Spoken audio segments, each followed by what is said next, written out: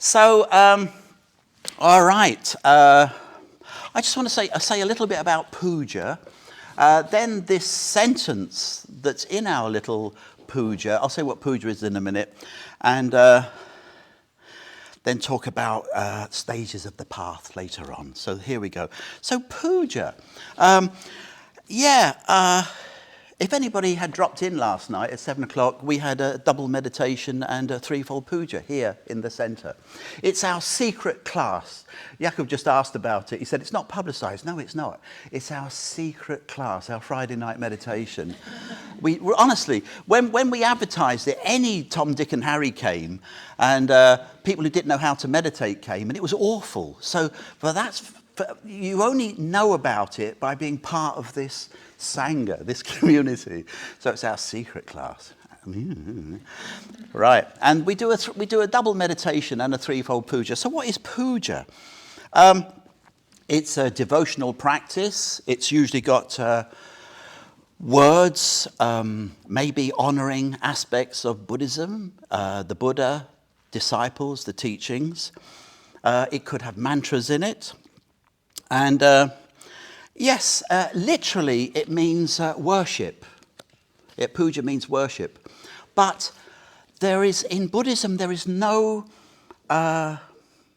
being or thing which has power over you. There's no sort of creator God. So it's a completely different concept of worship. And we sort of look for the beauty, or we honour something. That's what we're looking for. You could even change the word from worship to worthship. You know, it's like you're honouring the worth of something. And I was just checking out with Shiraz, because I once heard that children in the morning might offer puja to their parents, yes? And so they're sort of, it's a sort of a sign of gratitude and honouring. So that gives you a feeling of this word puja. So we do puja, and no, the Buddha's not going to send you to hell. All right? Doesn't happen. he can just show the way. That's all he can. So this is puja. All right? Okay. I've been reciting this threefold puja for a long time. I love it. I mean, I love things which are really short. And this is about 6 or 7 minutes, the threefold puja. There was a period where I used to do it at bedtime. You know, I'd just go into bed, I put a pillow on my bed, sit there, do the threefold puja. I'd sleep better. I should start it again. I don't know why I stopped, you know. But it's only 5 or 6 minutes. And, you're honouring the Buddha, his teaching, and the followers. Okay? But the other week, I was leading it here, or actually it was about 2 months ago. I was doing the threefold puja here, and this line in the puja just jumped out and hit me. You know? I went, what? I've been reciting that for 45 years without noticing what it meant. Okay? And basically the line was, the truth in all its aspects, the path in all its stages. I didn't notice it. The truth in all its aspects, the path in all its stages. It's all of Buddhism in one sentence. It's all there. And in fact, the Buddha, he called it Dharma Vinaya. Dharma Vinaya. Dharma are all the truths. All the truths. Things are impermanent. There's no essential self. There's no sort of, you can't find a kernel, some sort of heart of a self in there. It's all sort of process. Life ultimately is disappointing. That is one of these truths. So that's what the Dharma was. The truth in all its aspects. They're just truths. Yeah. Things are impermanent, blah, blah, blah, blah, blah. Then the next part is the Vinaya, the practices you do in order to see these truths. All right? So the Buddha, he never had a word like Buddhism, These isms, they're all quite modern. the English words, communism, capitalism, Buddhism, yeah? Buddhismus, Kapitalismus in Deutsch, yeah? But none of this is in ancient India. Instead, it's Dharma Vinaya, the truth and the path, yeah? So that's what the Buddha called it. So there we go. Totally lost where I am. Fantastic. What I like about puja is it really does change your mental states. It really is a very, very effective way of doing it. A little bit odd to us to be reciting verses and chanting mantras. But in my experience, it's very, very powerful. Very, very powerful. And the beauty of doing that is if you can change your mental state, you change your world.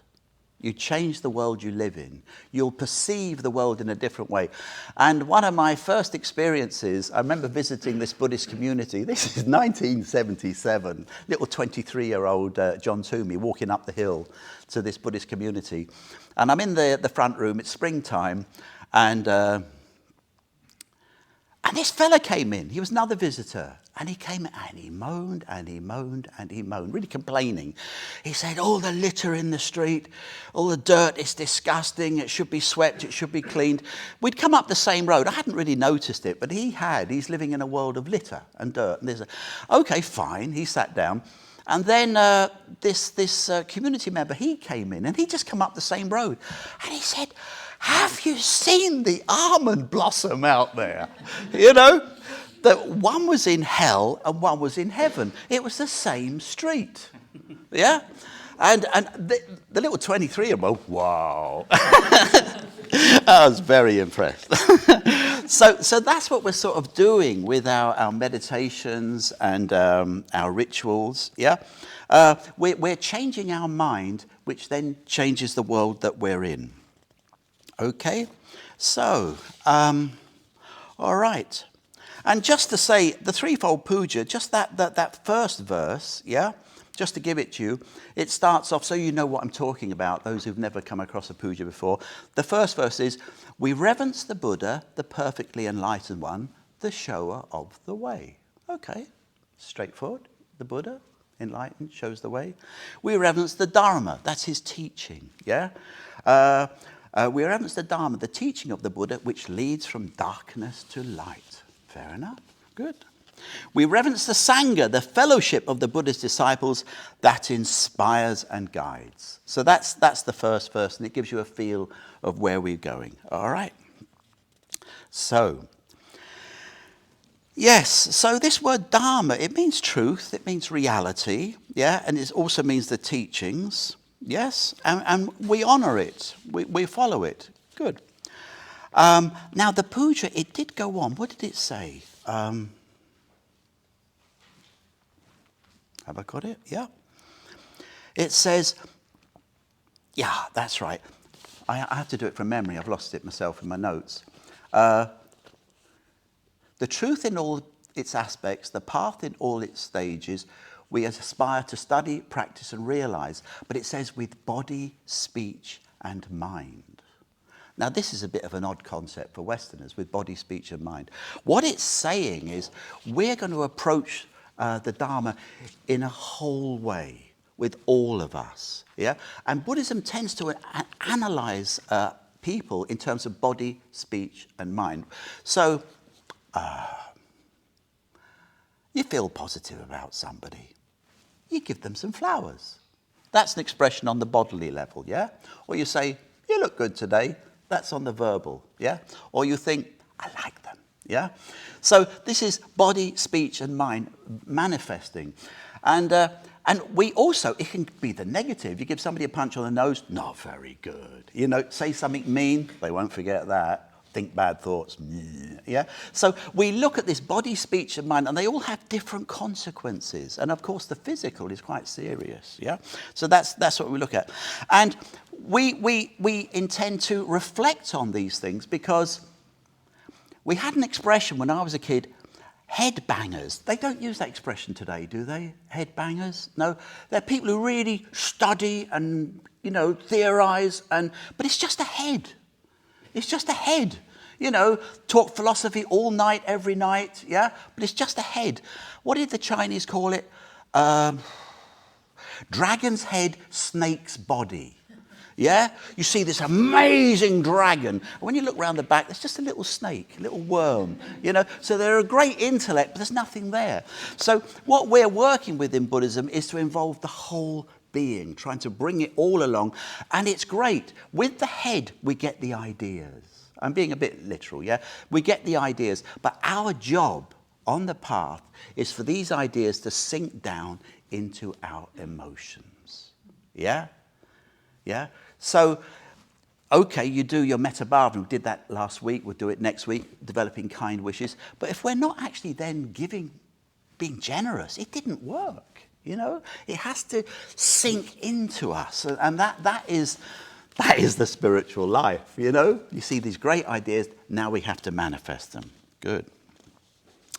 So, great. Yeah, no idea where I am. Okay.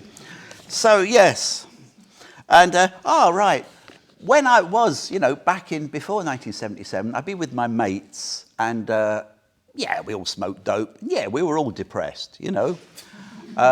You come round, doc, doc, doc, how are you depressed? Come in, you know, cups of coffee. We're all depressed. You know, our music was depressing. You know, Bob Dylan, Joan Baez. Yeah? Jesus. You know, it's much better today, yeah? But it was all about, you know, how bad the world was and everything. So that was us. And, you know, we'd be reading our Sufism. I remember reading about, you know, Gurdjieff and Uspensky, you know, these sort of great mystics, Middle East, and Uspensky from... We were doing all that, the Hindu stuff, Sri Chinmoy, great, great, great, great, great. And then this saying came out, very nice saying, when the disciple is ready, the master will appear. So we're all waiting. And waiting. And waiting. And it was sometime later, I thought, he's not appeared.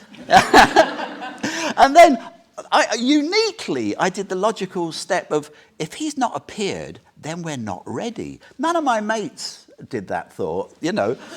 Yeah, they just carried on waiting. So I thought, I've got to get ready. So down the library, going through all the books, and that led me, it was great, I read a book by a Catholic priest on Zen, and you could see him stealing Buddhism at every sentence, you know. But it got me in the right direction. Then I went to W.H. Smith's, a bookshop, and got a book on meditation, yeah. And I was away, yeah. And I remember thinking, this is the first good thing that's happened in my life. It was pranayama practice, which if I'd done sincerely could have killed me, yeah? All these yoga practices, they're deadly, but we don't do it with any heart, so it's okay, you know? We're so half-hearted, it doesn't hurt us, yeah? But pranayama is dodgy stuff, yeah? One of Bante's teachers says it puts 1,000 people in mental hospitals a year in India, you know, pranayama. You know, dodgy stuff. You know, that's why we don't control the breath, yeah? So there we go. But, yeah, so I came across Buddhism, and away I went. I found the Buddhist center, knocked on the door, and I was in. Yeah, very good. And so it all began.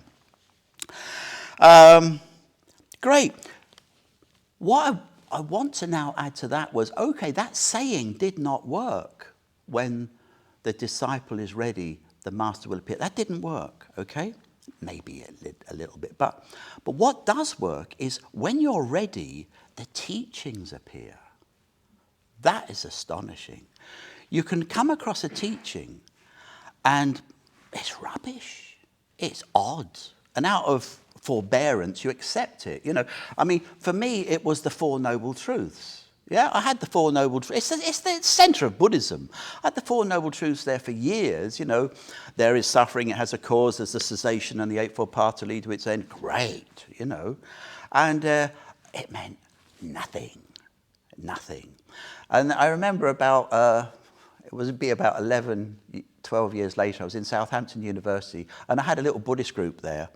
And this young woman, she said, is it true that if you escape from suffering, that suffering goes to somebody else? I said, doesn't sound right. doesn't sound too good, you know. I said, let's analyze it. There was a group of about 14 of us there. I said, okay, so there's suffering in your life. Why is there suffering? Obviously, some conditions have given rise to the suffering, yeah? And I said, so if we get rid of these conditions, the suffering cannot exist. It's sustained by the conditions. It hasn't gone round the corner. It doesn't exist. And I explained this to this young woman, and then in front of the whole class, I did it twice. I went, They all looked, I went, I had suddenly understood the Four Noble Truths for the first time ever. I'd said it in my words. There is suffering, it has a cause. When the cause ceases, the suffering ceases, yeah? But I'd done it in my words, trying to explain to and it was like it took 11, 12 years for that teaching to arrive, you know? And this is what sort of happened to me in that puja the other day. The truth in all its aspects, the path in all its stages. I went, that's Dharma Vinaya. Clever old Sangharakshita, because he wrote that puja, all right? So let's have a little look inside. Okay, the truth in all its aspects. Well, there are many truths in life. There really are truths, many, many absolute universal truths. Science will tell you, you know, electrostatic forces are all over the universe. Gravity, you know, it's holding all the planets, you know, it's universe. It's a truth. Great, fantastic. There's these truths, and they're everywhere, yeah? They're sort of scientific truths. Buddhism has the Buddha picked out some different truths, so the scientific truths are great, yeah? We can, you know, make non-stick frying pans and things like that. It's wonderful, good, good, yeah? But the Buddhist truths, what we're interested in, they're about liberation, yeah? It's about spiritual problems. And the truths that the Buddha was interested in is that everything is impermanent. Everything is impermanent, yeah? You might say, ha, ha, ha, but diamonds are forever. That's the film, isn't it? That's the movie, yeah? They're not. And in fact, you can actually set fire to a diamond with an ordinary schoolroom Bunsen burner, yeah? You know, you can destroy a diamond, you can make carbon dioxide out of a diamond. Brilliant. And the hammer test, I got this book on diamonds once. It said the hammer test, you know, if you hit it with a hammer, if it survives, it's a diamond. Rubbish. It said it destroys countless beautiful gems. You know, with the hammer test, it just destroys diamonds, yeah? So don't do that one either.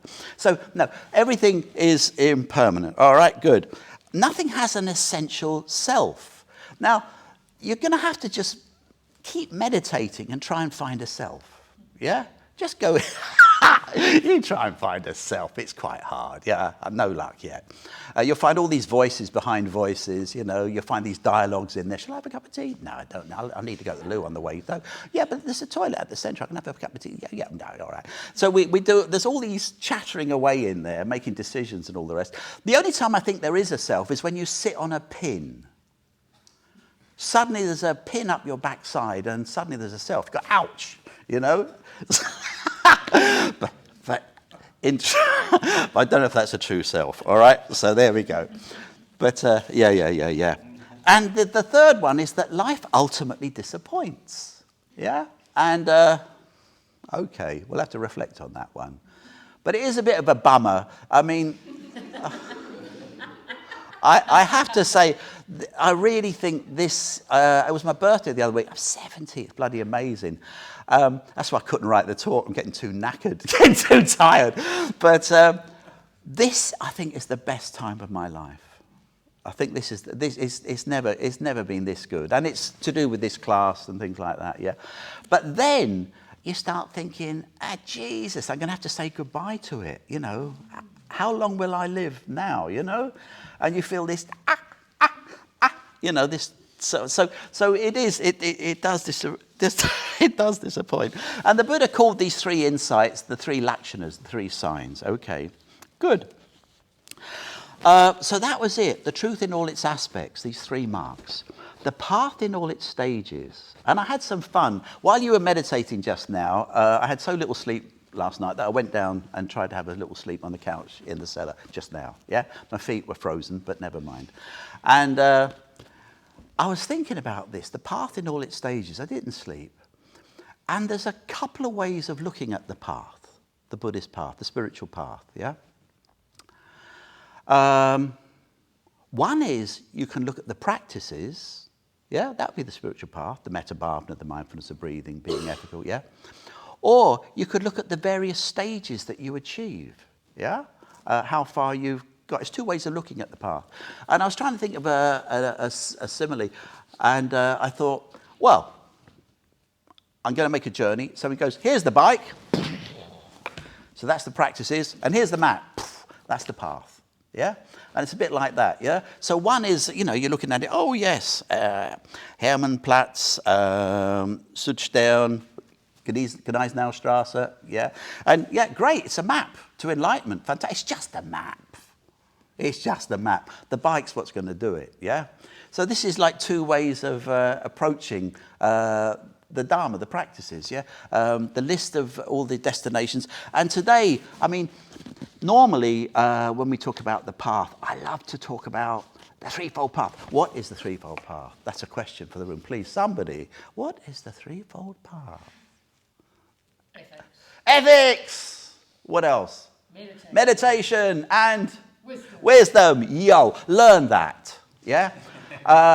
I said to my teacher one day, Sangharakshita, he'd just given a talk, he was exhausted, just been talking for 2 hours, and he was like, I said, Bhante, you know, I'm seeing members of the Western Buddhist order, oh, excuse the label, Dharmasara just stuck that on me, he found it on a packet of sweets in the office, that's my name, so, yeah,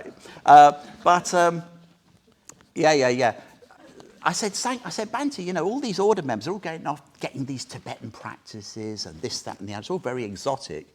I said, for me, I said, I think the Threefold Path is enough. And he went quiet. And he was tired, and his whole body went backwards, and suddenly he went, it's enough!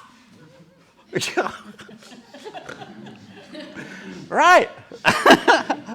And it is amazing. So, and I don't want to go into it, it's for another course, but the ethics, how you act, acting ethically, sensible ethics, yeah? It's not about condoms and crap like that. It's about how decent you are, yeah? You know, how good your heart is, helping people, not hurting people, yeah? It's a normal, universal ethics, yeah? Meditation, that was the second one, yeah? How you meditate, your metta bhavana, your mindfulness of breathing, yeah?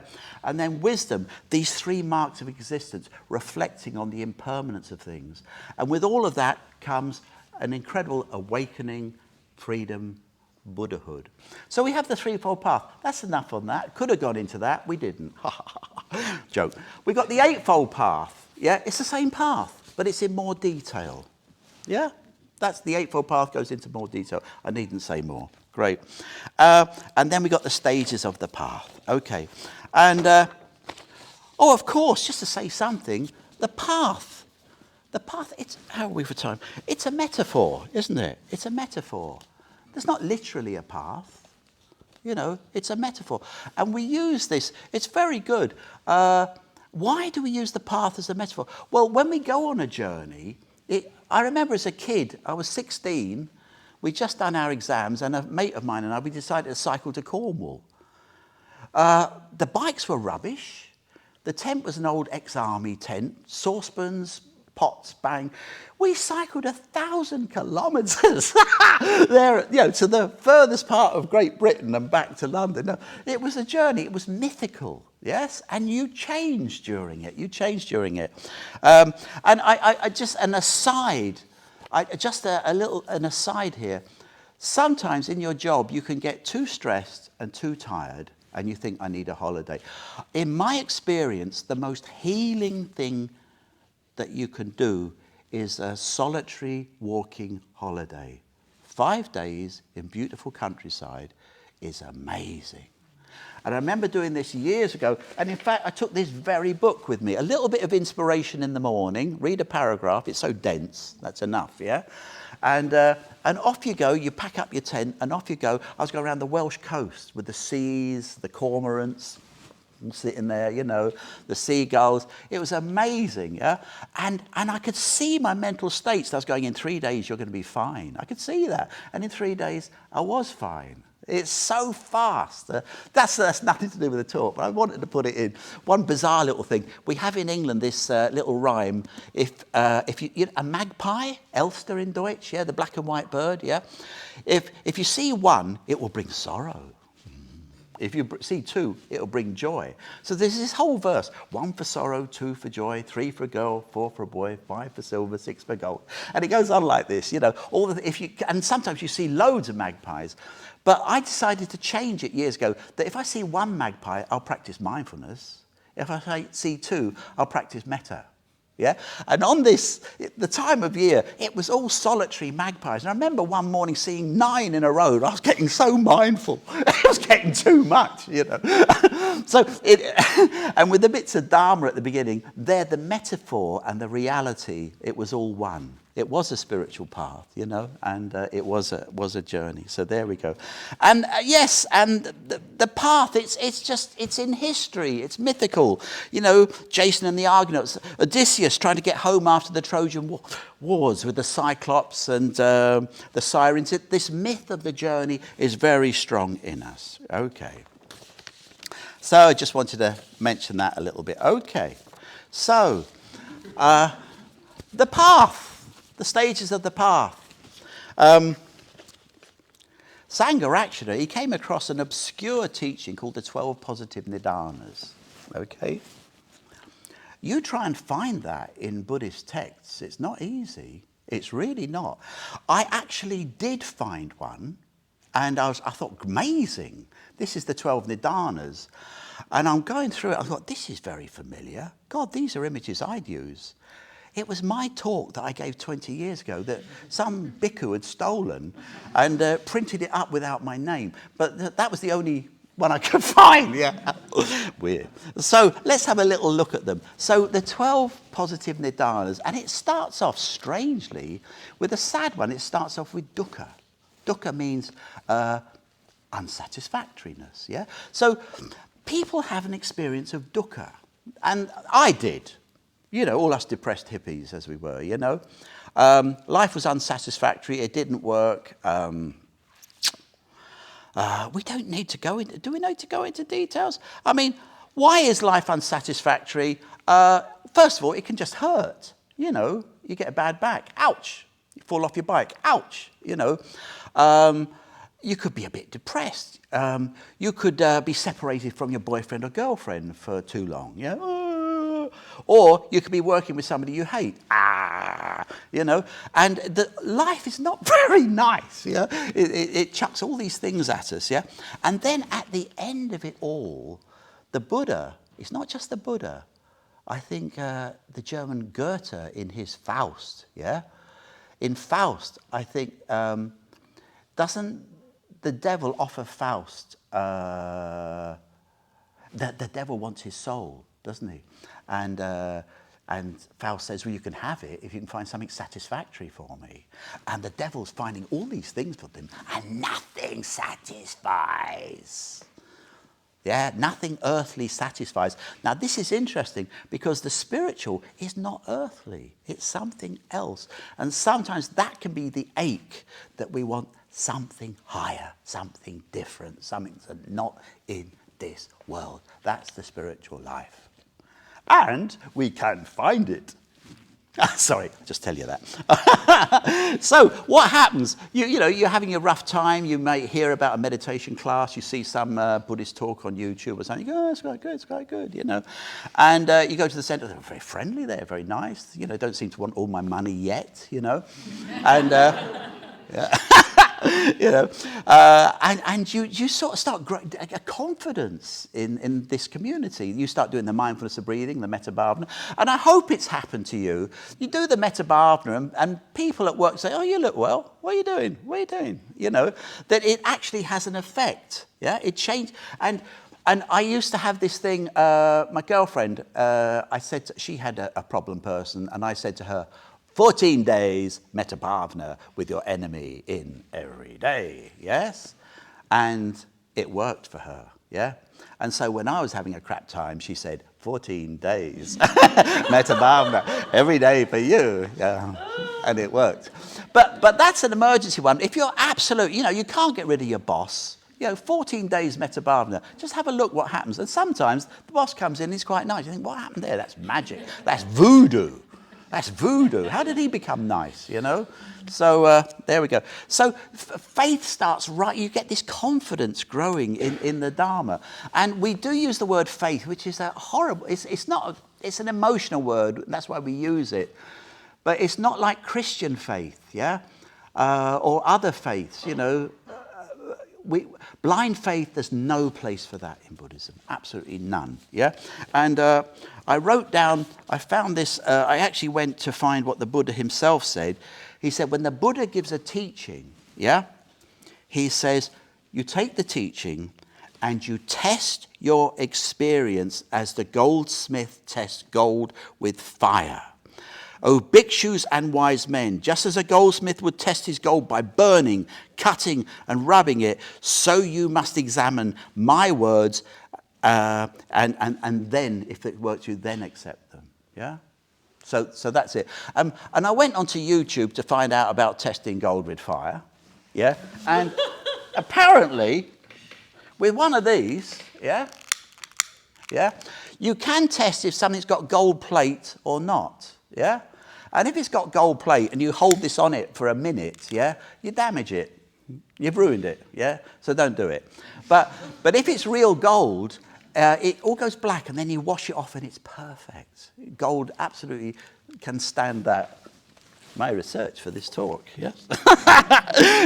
But that's the spirit of testing the words that the Buddha gave you. And the Buddha did say, he said, you have three things.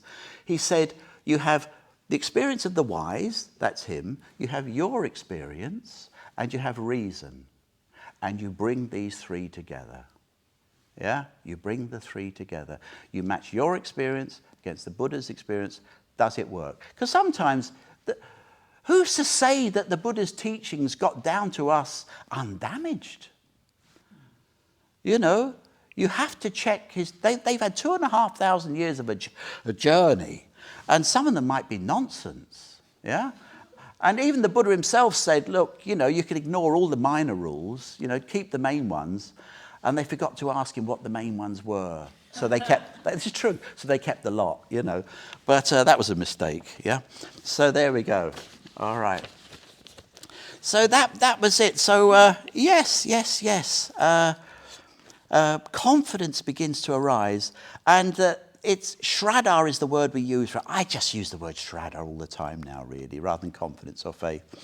And it's a great thing because it's built on experience, but it can actually, there's a number of ways that Shraddha can arise. It can arise purely by intuition. I'm trying to think of an example. Yeah, me turning up at the first Buddhist centre. I was home. I walked in, I'm home. 23-year-old, yeah, I'm home, And when you hear life stories, some people said it was like swimming from a shipwreck to an island, yeah? Many others say it was coming home, yeah? This past life stuff. Sadly, I believe in it totally. I was so skeptical, but you start talking to 3-year-old kids, that's spooky. That's the best source, This what was her name? Lucy Jennett. She was a 3-year-old in the back of the car. The family's driving along. She goes, oh, look, she said, a Morris Oxford. I had one of those. A 3-year-old knew the make and the model of a car. You only do that if you owned one, And she said she was a secretary and she worked here, and this, that, and the other. That was Louise Jennett. I asked her about it, years later. Lucy McSherry, she was actually 3.5 when I actually talked to her. And her mum said when she got angry with her, she'd look at her and she'd go, my other mother's better than you. Imagine saying that to your mum, And she told her where she worked and this, that, and that. But she, at 3.5, all the memories started fading. So this is my sort of thing. But my lovely younger brother, who I love so much, he said to me only last year, he said when he was 1 year old, about a year old, he remembers my mother changing his nappies. He's got the earliest memories. But he remembers looking at the family, looking at me and going, oh, I know this one. And nobody can explain the bond between us, you know. But it's crazy, isn't it? But he's a Buddhist, you know, so am I. Who knows? There we are. But so that's sort of intuition. It can be through experience. You do the Metta Bhavana, you feel better. It worked. You can't mess up the Metta Bhavana. You can't get it wrong. You can do it upside down, do it back to front, you know, still works, yeah? You know, cultivating. The mindfulness is different. You can really damage yourself with that one. Sorry, but all right, okay. No, we had a fella on retreat who would not do the Metta Bhavana, this young man. He would only do the mindfulness. Every meditation, he just did the mindfulness, the mindfulness, the mindfulness. And in the end, he could see what was wrong with everybody. Only that, you know, and that's the world he created, yeah? It's real Hans Christian Andersen, where the devil creates a mirror where everything good is not reflected and everything evil is exaggerated, you know? It's the beginning of the iced snow queen, yeah. But there we go. So, but the metta, it works. So in experience it works. And then, yeah. What were the three things? Intuition, and reason. And reason. You think it through, it's logical, it works, yeah? It makes sense. Yeah, good. Yeah, I won't be critical of others. Okay, so I'm not going to go through the whole 12 of the dhanas. It's just not fair. We've only got about 8 minutes left. But just look at a few of them. So, what I have discovered with Shraddha is it's pleasant. It's pleasant. You can be in a crap situation and feel okay. You know, you go in, I remember going into a restaurant, I was asked to go in, they're all fighting, there'd been a fist fight, a Buddhist restaurant, you know, yeah. It was not good, young men together under one roof, yeah. I was asked to go in and sort of be the peacekeeper, and I walked in, we hate you, straight away, you know, wish you hadn't come, yeah. But it was horrible, but I felt I was riding on this monorail of Shraddha. I was fine. I was really fine. It was great. Positive experience. Good. So Shraddha is pleasant. Yeah. It's infectious. You know, if you're losing a bit of confidence, I go back to the life of the Buddha. Some of the stories are dead funny. And you just pick it up. You spend time with people who have Shraddha. It's just as its opposite is infectious. I don't like to talk about that much. This lack of confidence. It's called vicikitsa. It's this poisonous doubt. Yeah, and that's just as infectious. I mentioned a German group once, and I said vicikitsa, and somebody said, vicikitsa, you know. But it's nasty stuff, you know. You say, oh, you know, let that go. It just destroys your confidence. This is the opposite. Shraddha is great. Because somebody with this lovely natural confidence, they come into the room, and everybody feels better. The false confidence, you're all waiting for them to tread on a banana skin or something, aren't you? You know, you're going, yeah. You know, they're all looking confident and you just want them to fall, you know. But it undermines. But no, this is the real deal. So, all right, so with Shraddha, and they've got all these fancy words now, so pamoja arises. I'm going to go through these quickly, which is delight. So you're doing your practices, delight starts arising. You keep practicing, and then priti arises, or piti, yeah, which is rapture, ecstasy. And you get it certainly in the early stages of meditation. You're sitting there meditating, and suddenly your spine goes, wee, you know, your spine goes straight up. That's priti, yeah, rapture. Yeah, it's quite ordinary, but there it is, yeah? It can be a bit of a pain in the neck when people start bouncing around the room. Have you ever come across that? I got hit by somebody on the knee once. They were getting their priti and they bounced and hit me, you know? It's a bit stupid because who is it? The Transcendental Meditation, yeah? You can go onto YouTube and they advertise levitation, yeah? They're doing that. And there's a film of it, yeah? And it's just priti. And they're all bouncing in the air off their cushions, yeah? It's not really levitation. You know, they don't get very high, you know? But, okay. And you don't want it. You don't want to be bouncing around the room. It's when your chakras are a bit blocked, you'll go, you know?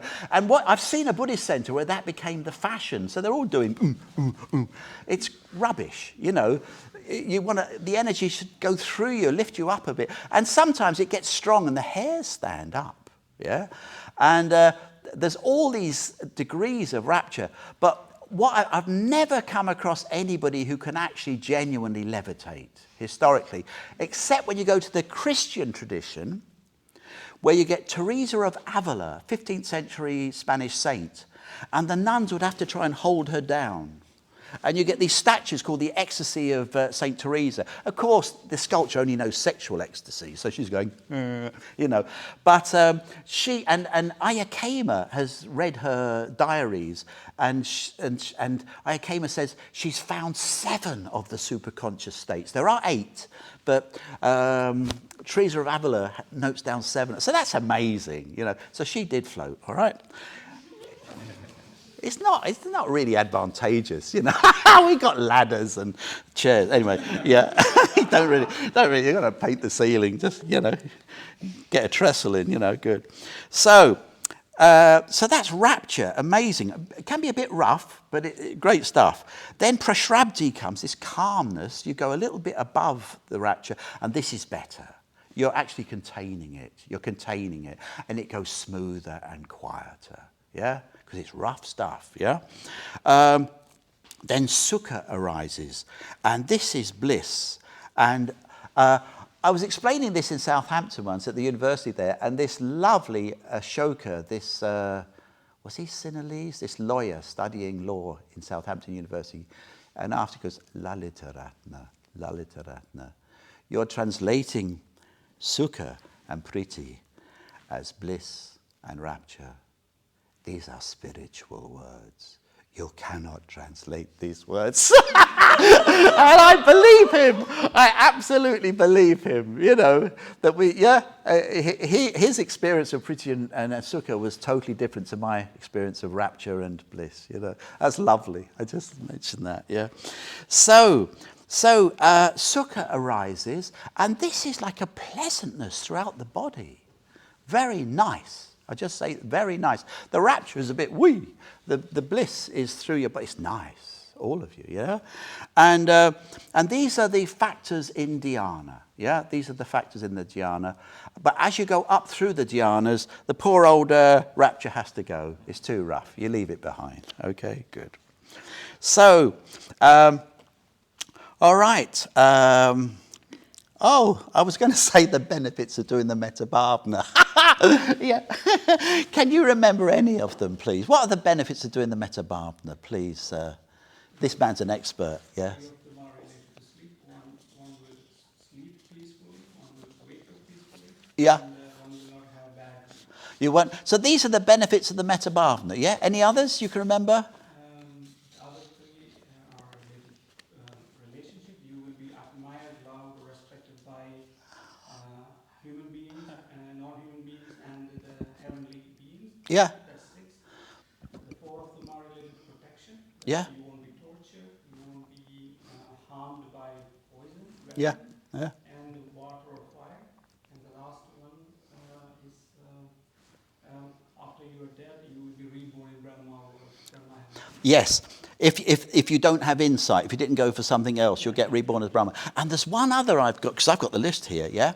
You die unconfused.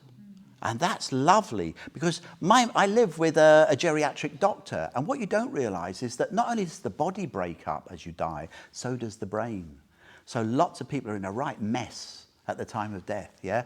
But, I mean, our teacher died beautifully, the Buddha died beautifully. I mean, I can see people in history, you know, William Blake, beautiful death, singing hymns on his deathbed. You know, you can have a fine death. Metta Bhavana, just a little plug for the Metta Bhavana. Very good. Thank you. Thanks, Shiraz. Lovely. I know he's our expert. Yeah. Good.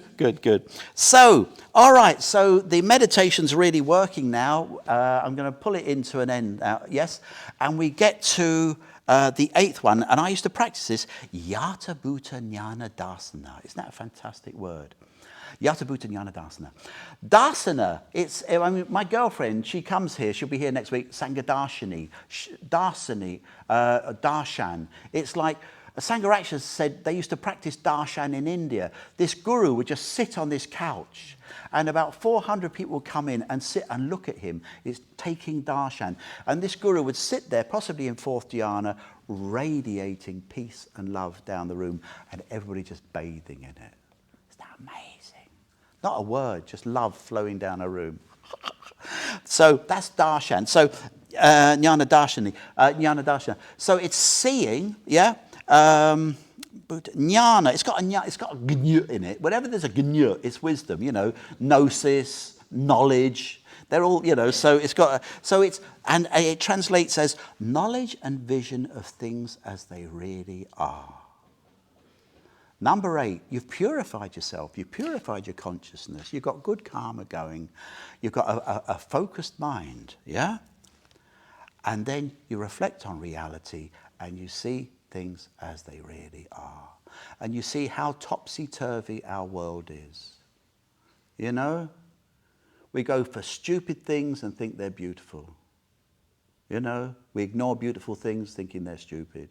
You know, this is how we go through the world. Our world is topsy-turvy. That's how the Buddha says. He said they're all mad. The Buddha did say that. All prathajanas are crazy. You know, that's us lot, yeah?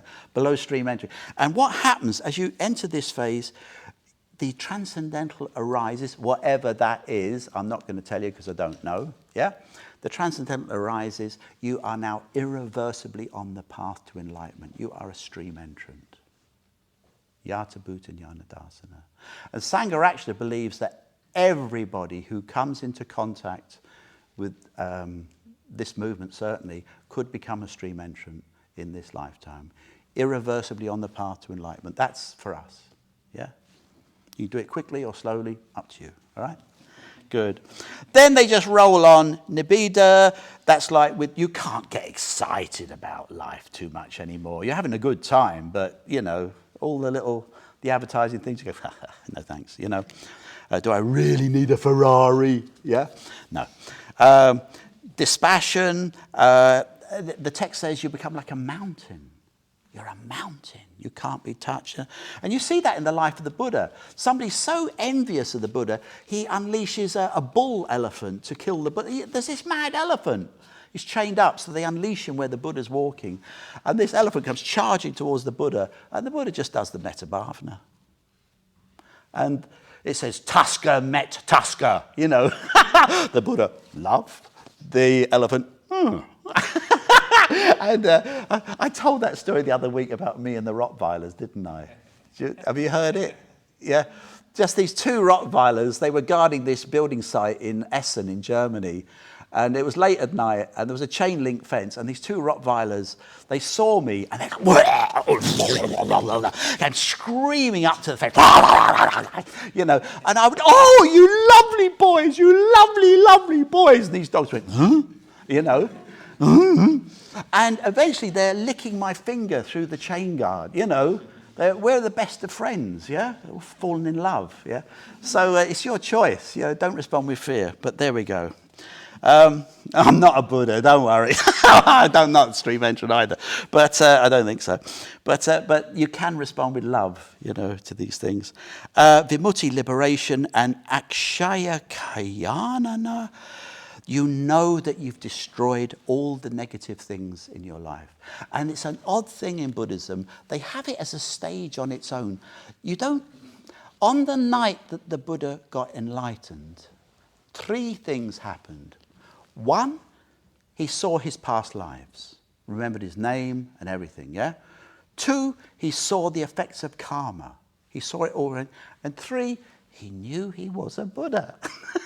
It's not enough to be a Buddha, you've got to know you're a Buddha. You know, and that's the same thing here. It's the knowledge that you've destroyed the biases. So there we go. So that's the talk. We've run out of time. Yeah, I hope you enjoyed it. Great. Well,